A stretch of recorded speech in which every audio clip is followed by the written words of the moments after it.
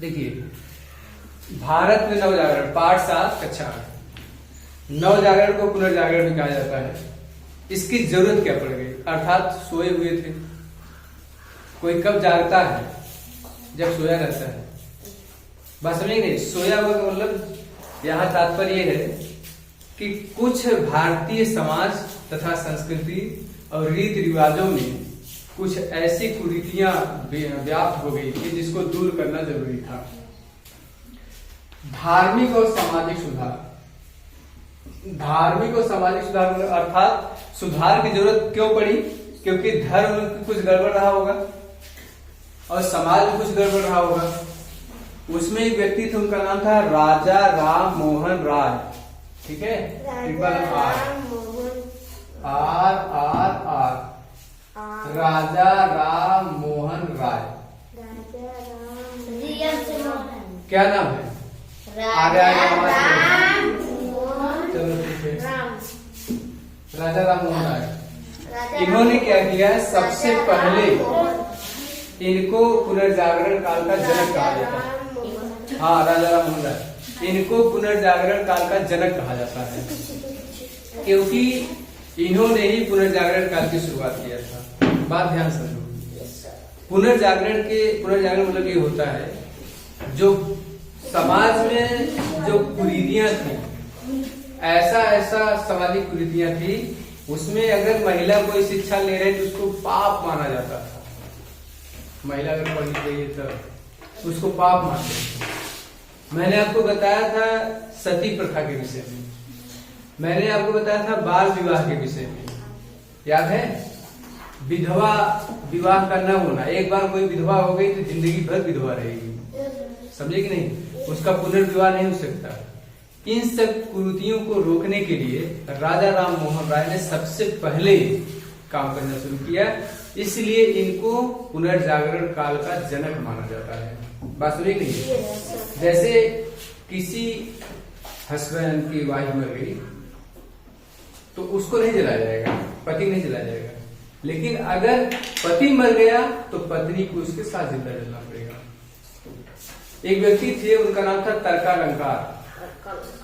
तो उन्होंने कहा कि ऋषि अंगीरा थे, ऋषि अंगीरा।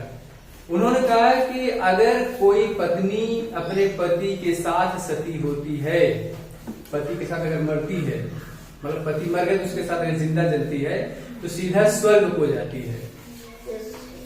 राजा राम मोहन राय ने कहा कि ऐसा कुछ भी नहीं है, क्योंकि वेदों उपनिषदों ये सब में ऐसा नहीं लिखा गया है। उन्होंने कहा, तब तर्कालंकार ने कहा कि ये सदियों से हमारी संस्कृति बनी हुई है। तब राजा राम मोहन राय ने कहा कि सदियों से छुआछूत जिसको अभी आपको बताए थे, छुआछूत, महिलाओं के साथ विभेद, ये सब भी विद्यमान है, इसको भी हटा देना चाहिए। अगर उसको हटाइए, इसको हटाइए, सबको हटाइए। बात समझ नहीं? तो अपने बात उन्होंने तार्किक तरीके से मनवाया और बाद तर्कालंकार भी आ गए और राजा राम मोहन राय ने विधवा पुनर्विवाह, सती प्रथा, दास प्रथा, देवदासी प्रथा इत्यादि का विरोध किया। उन्होंने कहा कि मूर्ति पूजा से कुछ नहीं होगा। कबीरदास जी कहते हैं, तुम पूजो कंकड़ पत्थर तो हम पूजे पहाड़। मतलब तुम छोटा छोटा अगर मूर्ति पूजते हो तो पहाड़ में पूज लेंगे, तुमसे बड़ा भगवान है अगर है तो, लेकिन ऐसा कुछ भी नहीं है, ऐसा इनका मानना था। ठीक है, राजा राम मोहन राय का यहाँ पर विद्यमान। लॉर्ड विलियम बेंटिंक ने सती प्रथा का अंत किया, क्योंकि इसको राजा राम मोहन राय ने चाहा कि ये सती प्रथा समाप्त हो जाए। राजा राम मोहन राय के प्रयास से लॉर्ड विलियम बेंटिंक ने सती प्रथा को समाप्त कर दिया। अच्छी बात थी ना? विधवा पुनर्विवाह होना चाहिए नहीं होना चाहिए? होना चाहिए। अच्छा बताओ, किसी मंदिर में जाने से कोई भगवान अपवित्र हो जाएगा? लेकिन जो छोटी कास्ट के जो लोग थे अगर मंदिर जाते थे तो भगवान अपवित्र हो जाता था।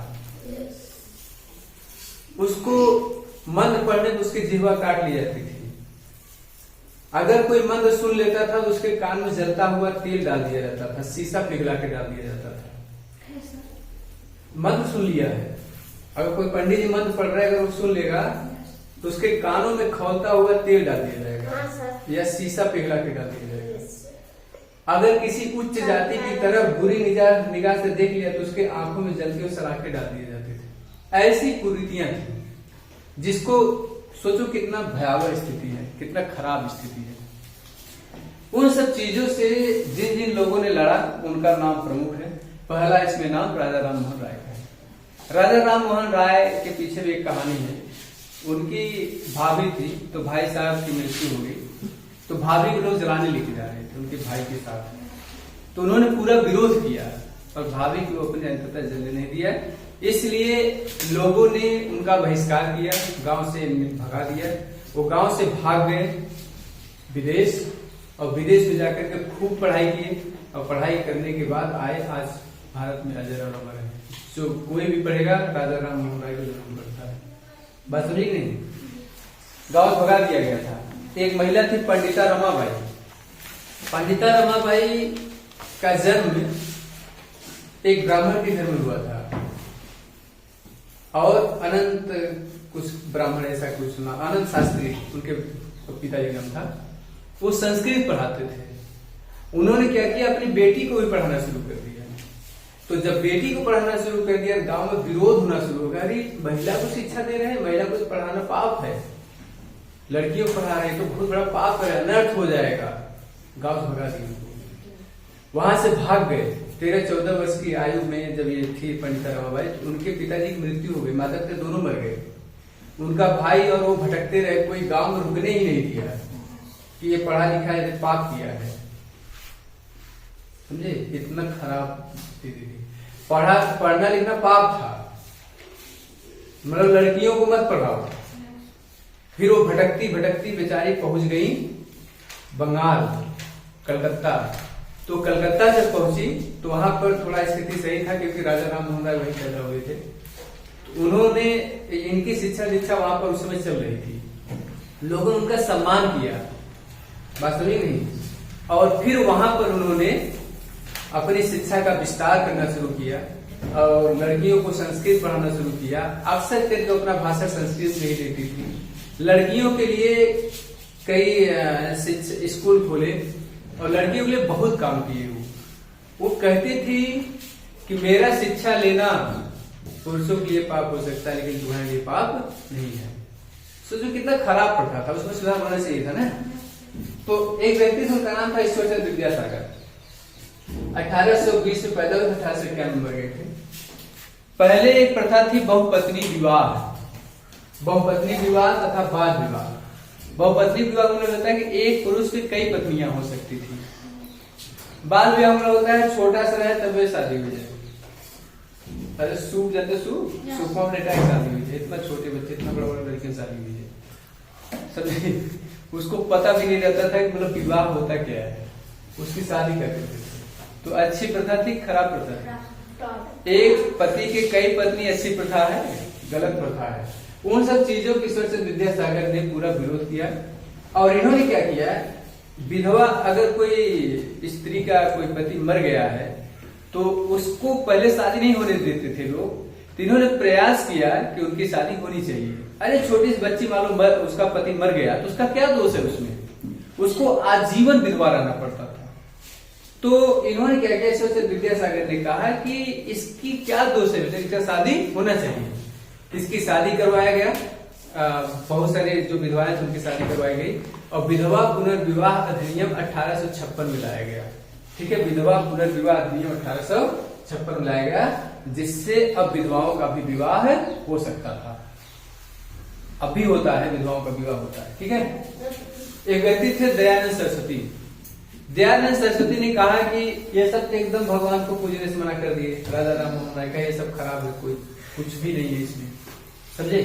दयानंद सरस्वती ने कहा कि एक ईश्वर की पूजा करो, चाहे जो भी हो, चाहे प्रकृति को, चाहे जिसको भी गाड़ मान करके पूजा करो। इन्होंने कहा कि वेद सर्वश्रेष्ठ है, वेद सर्वश्रेष्ठ है, वेदों की ओर लौटो। इन्होंने नारा दिया, नारा का नाम था वेदों की ओर लौटो।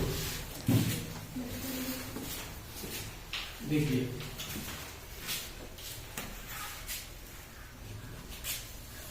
वेदों की ओर लौटो, वेदों की ओर लौटो, इनका नारा था वेदों की ओर लौटो। हर जिला में फिर डीएवी कॉलेज खोला जाता है, इन्हीं के नाम पर खोला जाता है। ठीक है, इन्होंने क्या किया, देखो आर्य समाज की स्थापना किया इन्होंने। आर्य समाज की स्थापना कर वेदों की शिक्षा पर जोर दिया। सत्यार्थ प्रकाश इनकी प्रमुख रचना है। ठीक है, सत्यार्थ प्रकाश के माध्यम से इन्होंने क्या किया, लोगों को शिक्षित करने का कार्य किया। इनकी रचना देखिए, एक ईश्वर के पक्षधर, मैंने आपको बताया ना, एक ईश्वर की पूजा करने की बातें करते थे। गुरुकुल पद्धति को बनाए रखने के लिए हरिद्वार में इन्होंने लड़कों और लड़कियों के लिए कांगड़ी स्कूल की स्थापना की है। अभी चलता है हरिद्वार में। हरिद्वार उत्तराखंड का एक जिला है, ठीक है, यूपी सटा हुआ है। तो दयानंद सरस्वती की ये बातें थी, वेदों की ओर लौटो, सत्यार्थ प्रकाश। ठीक है, लड़कों लड़कियों के लिए गुरुकुल और कांगड़ी स्कूल खोले ताकि लोग पढ़ लिख सके। बात समझ नहीं है, जरूरी पढ़ने लिखना है। इन्हीं सबकी देन है कि आज लड़कियां समय से पढ़ रही हैं, नहीं तो उनको बुरा से बुरा, मतलब इतना बुरा कि मैं क्या बताऊं। राजपूतों में तो ये प्रथा थी, किसी घर कोई लड़की पैदा हो जाती थी, उठा पटक के मार डालते थे, तुरंत ही मार डालते थे राजपूतों के घर में। इतना खराब प्रथा था। अब बताओ तो उनके घर में कैसे शादी होगी, शादी कैसे होती थी? जब लड़कियों को पटक के मार डालोगे तो कैसे उनकी शादी कैसे होगी? तो कहीं से भी शादी कर लेते थे वो लोग। बात समझी नहीं? बड़ी खराब प्रथा थी। तो बाद में उसको रोका गया, अंग्रेजों ने रोका। एक व्यक्ति था सर जॉन सोल, उन्होंने, अब बताओ अंग्रेजों ने क्या गलत किया रोक करके? कोई गलती नहीं है इसमें, जो गलतियां थी मैंने आपको बताया था। अब एक व्यक्ति था, उनका नाम था महादेव गोविंद रानडे। महादेव गोविंद रानडे, महादेव गोविंद रानडे, एमजी रानडे कहा जाता है इनको, महादेव गोविंद रानडे। 1842 से 1901 तक 1842 पैदा, 1901 में बेचारे मर गए थे। 1867 में इन्होंने जो प्रार्थना समाज की स्थापना रामचंद्र पांडुरंग ने किया था, रामचंद्र आत्माराम पांडुरंग, आत्माराम पांडुरंग, आत्माराम पांडुरंग नाम सुने हो? सुन लीजिए, आत्माराम पांडुरंग, इसका नाम है आत्माराम पांडुरंग। आत्माराम पांडुरंग इन्होंने एक स्थापना किया था संस्था का नाम, उसका नाम था प्रार्थना समाज। प्रार्थना समाज, प्रार्थना समाज की बातों को आगे बढ़ाने का कार्य महादेव गोविंद रानडे ने किया। इन्होंने स्थापना किया, इन्होंने इसको आगे बढ़ाया। ठीक है, और देखो इन्होंने किया क्या, सबसे बड़ी बात ये है, बाल विवाह, पर्दा प्रथा, जाति प्रथा, ये सब का इन्होंने क्या किया, विरोध किया। इन्होंने कहा स्त्री को शिक्षा देनी चाहिए, विधवा का विवाह होना चाहिए, ये सब बातें इन्होंने किया। एक व्यक्ति से चाहने से थोड़ी ना होगा, सब लोग सहयोग करेंगे तब हो सकता है। बड़ा विरोध होगा, शुरू बहुत विरोध होता है। ठीक है, स्त्री शिक्षा होनी चाहिए, नहीं होनी चाहिए? होनी चाहिए। विधवा विवाह होना चाहिए ना? जात पात होना चाहिए? नहीं होना चाहिए, जात विहीन समाज होना चाहिए। ठीक है, सब लोग एक समान हो। रामकृष्ण परमहंस एक व्यक्ति थे, ये स्वामी विवेकानंद का नाम सुने हो? उनके गुरु थे रामकृष्ण परमहंस। 1834-1886 तक इनका जन्म रहा है। पश्चिमी संस्कृति की अपेक्षा भारतीय संस्कृति को सबसे सर्वोपरि मानते थे। पूरी दुनिया में कहते थे भारतीय संस्कृति सबसे उत्तम है। किस हिसाब से उत्तम है बताइए? तो जिस संस्कृति में महिलाओं को पढ़ने का अधिकार न दिया गया हो, जिस संस्कृति में महिलाओं के पढ़ने पर उनको पाप करार दिया गया हो, जिस संस्कृति में ये सब कुरीतियां हैं, उसको समाप्त करने की बात करनी चाहिए। रामकृष्ण परमहंस ने भी ये बात किया है, परंतु ये कहते थे हमारी संस्कृति सर्वोपरि है। इनके शिष्य थे स्वामी विवेकानंद। स्वामी विवेकानंद का जन्म 1863 में हुआ था। 1863 में पैदा हुए। 1896 में इन्होंने एक संस्था की स्थापना की, जिसका नाम था रामकृष्ण मिशन। अपने गुरु के नाम पर रामकृष्ण मिशन की स्थापना किए थे। 1893 में इनका एक सम्मेलन हुआ शिकागो में। ये गए थे भाषण देने हिंदी संस्कृति पर, मतलब हिंदुओं पर भाषण दे रहे थे। इन्होंने खूब बढ़िया भाषण दिया, इतना बढ़िया भाषण दिया कि लोग जो है तालियों से उनका स्वागत किए। शिकागो में मान गए कि कोई इंडियन होता है। उनको जाने के लिए वहां मना किया गया था, पहले मुंह से रखते थे, बाद में फिर इसके बाद जब वहां जाने के बाद भेष बदल लिए। एक वो क्या कहते जो भी नहीं उड़ते हैं उसको ओढ़ लिए और मुंह से मुड़वा करके पगड़ी बांध चल दिए, भेष बदल भाषण देंगे। वहां गए, भाषण दिए, पूरा तालियों की गड़गड़ाहट से उनका स्वागत हुआ। इनका जो मुख्य विज्ञान था योग कर्म। इन्होंने कहा कि योग और कर्म पर विशेष जोर देना चाहिए। एक ईश्वर की इन्होंने भी अवधारणा प्रस्तुत किया, एक ईश्वर की पूजा करनी चाहिए चाहे कोई भी हो। ब्रह्मा विष्णु महेश 33 करोड़ देवी देवता नहीं होते, सब इनकार कर। कोई कहा बता भगवान पूजा करने कोई बोला है? कोई भी नहीं बोला। ये सब कर्म कांड, इन्होंने कहा कर्म कांडों पर विश्वास मत करो, ठीक है। मुस्लिम सुधार आंदोलन, मुस्लिम जैसे हिंदुओं में कुरीतियां थी वैसे मुस्लिमों में भी कुरीतियां थी। मुस्लिमों में क्या था, महिलाओं को पढ़ने पर बिल्कुल बैन किया गया था, रोका गया था, और महिलाओं को कहा जाता था कि उनका केवल आंख दिखाई देना चाहिए, बाकी कुल ढका रहेगा। पर्दा प्रथा, तो पर्दा प्रथा का विरोध किया गया और स्त्रियों को पढ़ाने लिखाने की बात की गई। इन्होंने क्या किया, देखिए 1864 में एक साइंटिफिक सोसाइटी की स्थापना किए थे। साइंटिफिक सोसाइटी उन्होंने बताया कि पश्चिमी शिक्षा लोगों को देना चाहिए। पश्चिमी शिक्षा का मतलब ये है विज्ञान पर जोर देना चाहिए, अंग्रेजी में शिक्षा दीक्षा होनी चाहिए, विज्ञान लोग पढ़ेंगे, तकनीक का विकास होगा, तकनीक का विकास होगा तो लोग पास तकनीक आएगी। रेडियो, टीवी, फ्रिज, ये सब पेन, ये सब क्या है, सब विज्ञान की तो देन है। मोबाइल, ये सब विज्ञान की देन है। तो इन्होंने कहा कि पश्चिमी शिक्षा लोग लेनी चाहिए। इन्होंने एक स्कूल का स्थापना किया था, उसका नाम था Anglo oriental college. Anglo oriental college, Anglo oriental college,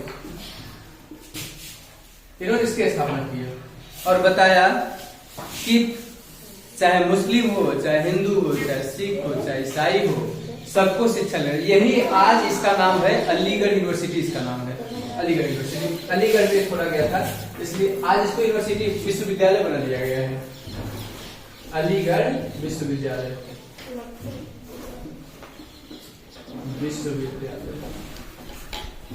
अब सब्जी का नाम हो गया। हाँ, इस समय है, उस समय एंग्लो ओरिएंटल कॉलेज नाम था, ठीक है। और ये तो सर सैयद अहमद खान की बात मैंने बताया। और भी लोग थे, जैसे ये सैयद अहमद राय बरेलवी थे। राय बरेलवी, इन्होंने वहाबी आंदोलन चलाया, मुस्लिमों में शिक्षा के सुधार के लिए वहाबी आंदोलन था। मिर्जा गुलाम अहमद थे, अहमदिया आंदोलन चलाया, ठीक है। रशीद अहमद गंगोही थे, इन्होंने रशीद अहमद गंगोही तथा मोहम्मद कासिम ननोतवी ने क्या किया, ये देवबंद आंदोलन चलाए। ये सब मुस्लिम सुधार आंदोलन थे। पारसी सुधार आंदोलन व्यक्ति थे, उनका नाम था दादा भाई नौरोजी। दादा भाई नौरोजी का मानना था, पारसी लोग जानते हो, जैसे हिंदू धर्म से पारसी धर्म है, ठीक है। पारसी धर्म में भी कुछ सामाजिक कुरीतियां थी, वो भारतीयों को तुच्छ मानते थे। तो उन्होंने बताया कि भारतीय संस्कृति को अपनाना चाहिए, भारतीय संस्कृति एक अच्छी संस्कृति है। दादा भाई नौरोजी का ये मानना था। देखिए यहाँ पर लिखा होगा, इन्होंने पारसी समुदाय में भारतीय समाज के अनुरूप बनने का प्रयास किया।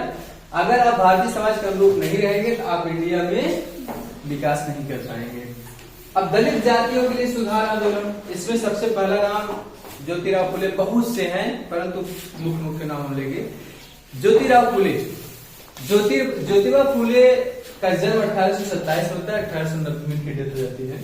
सितंबर 1873 में इन्होंने सत्य शोधन समाज की स्थापना किया था। सत्य शोधन समाज के माध्यम से सबसे पहले व्यक्ति ये हैं, अभी सब लोग बोल रहे हैं खाली शिक्षा होनी चाहिए, लेकिन इन्होंने स्कूल खोला था लड़कियों के पढ़ने के लिए। बात समझी नहीं? अगर हम कह दें लड़कियों को पढ़ना चाहिए, ऐसे थोड़ी ना होगा। लड़कियों के लिए व्यवस्था करो ना, व्यवस्था करिए, स्कूल खोलिए, उसमें उनको पढ़ाइए, तब आपको पता चलेगा। तो सबसे पहले यही कि इन्होंने लड़कियों के लिए स्कूल खोला, और चाहे गरीब हो, दलित हो, चाहे जो हो, सबको पढ़ने के लिए उसे भेजा। इनका बहुत विरोध किया गया, लोगों ने मारने के लिए भी दौड़ाया, ब्राह्मणों ने सबसे ज्यादा विरोध किया था, ठीक है।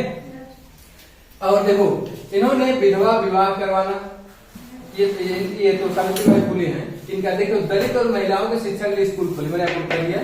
सावित्रीबाई फुले का नाम बड़ा इंपॉर्टेंट है। इनके पति थे, सावित्रीबाई फुले के पति ये थे, कहाँ थे, ज्योतिबा फुले। इनकी पत्नी ये थी सावित्रीबाई फुले, 4 साल इनसे छोटी थी। ये भी समाज सुधार का काम कर रहे थे, ये भी समाज सुधार का काम कर रहे थे। ये भी महिलाओं की शिक्षा के लिए काम कर रहे थे, ये भी महिलाओं की शिक्षा के लिए काम कर रहे थे। बहुत इनको शिक्षा की देवी माना जाता है, सरस्वती की देवी माना जाता है। सबसे पहले इन्होंने भी लड़कियों के लिए सबसे ज्यादा काम किया। ये इन्होंने स्कूल खोले, ये खुद पढ़ाने का काम कर रही थी लड़कियों के।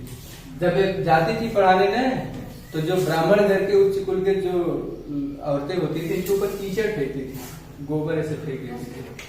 और ये 2 साड़ी ली रहती थी। जब स्कूल पहुंचती थी, जिस पर कीचड़ फेंके रहते तो साड़ी छोड़ करके दूसरी साड़ी छोड़कर फिर पढ़ाती थी, फिर आते सब हाँ नहीं, फिर वही साड़ी पहन कर रहती थी। तो सावित्रीबाई फुले ने बहुत संघर्ष किया है महिलाओं की शिक्षा के लिए। इन्होंने विधवा विवाह करवाने के लिए बीड़ा उठा लिया, विधवा विवाह करवाएंगे ही। अस्पृश्यता का समाप्त करना, अस्पृश्यता मतलब जो छुआछूत है उसको समाप्त करने के लिए, महिलाओं के लिए मुक्ति, महिला शिक्षा इत्यादि इन्होंने बहुत कार्य किया। महिलाओं का योगदान, एक महिला यही है। इससे पंडिता एनी बेसेंट का नाम लेंगे, फिर पंडिता रमाबाई का नाम लेंगे। एनी बेसेंट इंडियन नहीं थे, इनका जन्म विदेश में हुआ था। इन्होंने 1882 में मद्रास में एक संस्था का स्थापना किया था, उसका नाम था थियोसोफिकल सोसाइटी। थियोसोफिकल सोसाइटी की स्थापना इन्होंने किया। इन्होंने बताया कि वैदिक धर्म सर्वोपरि है और लोगों को वैदिक धर्म को मानना चाहिए और संस्कृति का पालन करना चाहिए। इनका ऐसा मानना था एनी बेसेंट का। थियोसोफिकल सोसाइटी के माध्यम से लोगों को शिक्षा देने का प्रयास किया। बनारस में एक संस्कृत कॉलेज की स्थापना की उन्होंने, जिसको आज BHU के नाम से जाना जाता है, बनारस हिंदू विश्वविद्यालय के नाम से जाना जाता है। ठीक है। अब जो इन्होंने खोला था ये एनी बेसेंट ने, इन्होंने भगवत गीता का अंग्रेजी में अनुवाद करवाया और वेदों तथा उपनिषदों का अध्ययन किया। बहु विवाह, बाल विवाह तथा जाति प्रथा, इस सब का इन्होंने बहुत विरोध किया। सभी लोग अभी विरोध किए थे, अभी विरोध कर रहे हैं। ठीक है। अब देखिए पंडिता रमाबाई, जो मैंने आपको कहानी बताया था, पंडिता रमाबाई का कहानी बताया था। देखिए अनंत शास्त्री, यही मैंने आपको बताया था ना कि बेचारी नाम अनंत शास्त्री था। ये पैदा हुई थी, बेचारी गरीब ब्राह्मण थे, इनके घर पैदा हुई। और जब ये संस्कृत पढ़ाते थे, जब इनको संस्कृत की शिक्षा देने लगे तो लोगों ने बड़ा विरोध किया। अंततः इनको गांव छोड़ के जाना पड़ा। एक कहानी आपको बताया ना। इन्होंने क्या किया, देखो महिलाओं को शिक्षित करने के लिए, विधवाओं को शिक्षित करने के लिए एक संस्था की स्थापना की थी। उसका नाम था, नाम इसमें नहीं लिखा गया क्या, चलिए नाम नहीं लिखा गया, उसको मैं बता देता हूँ। अभी दिमाग में आ जाएगा बता देंगे, दिमाग इस वक्त नहीं हो रहा है। इन्होंने बताया कि देखो जब हम अपनी स्थिति सुधारने का प्रयास करते हैं तो कहा जाता है कि हम पुरुषों के खिलाफ बगावत कर रहे हैं और यह पाप है। दरअसल सबसे बड़ा पाप पुरुषों के बुरे कार्यों का सहना है और उनका विरोध नहीं करना। महिलाएं बेचारी सहती रहती हैं, कुल सह सुन करके पड़ी रहती हैं। चलिए जो कह रहे हैं सही है, यही है। इनको पंडिता और सरस्वती को उपाधि दिया गया था वहां पर कलकत्ता में, जब शिक्षा दीक्षा देने लगी। बाद में लोगों ने इतना इनको विवश कर दिया, ब्राह्मणों ने इनका विवश कर दिया कि ये अपना धर्म ही छोड़ दी, हिंदू धर्म त्याग दी और ईसाई धर्म अपना ले। इस समय बहुत तेज धर्मांतरण चल रहा है। इस समय वर्तमान में सब लोग बौद्ध की तरफ भाग रहे हैं, बौद्ध धर्म अपना रहे हैं, हिंदू धर्म छोड़ रहे हैं। अभी लगभग 10,000 लोग दिल्ली में बौद्ध धर्म स्वीकार कर लिए। यहाँ पर लखनऊ में कई हजार लोग स्वीकार कर लिए, कई लाख लोग, ऐसे पूरा देश में चल रहा है। इतना है कहाँ से हिंदू धर्म छोड़ रहे हैं, बहुत ज्यादा छोड़ रहे हैं। हाँ, शारदा सदन, इनके संस्था का नाम था शारदा सदन। शारदा सदन नामक इन्होंने संस्था खोला था ताकि महिलाओं को शिक्षित किया सके। विधवा महिलाओं को शिक्षित करने के लिए इन्होंने शारदा सदन नामक संस्था की स्थापना की थी। ठीक है।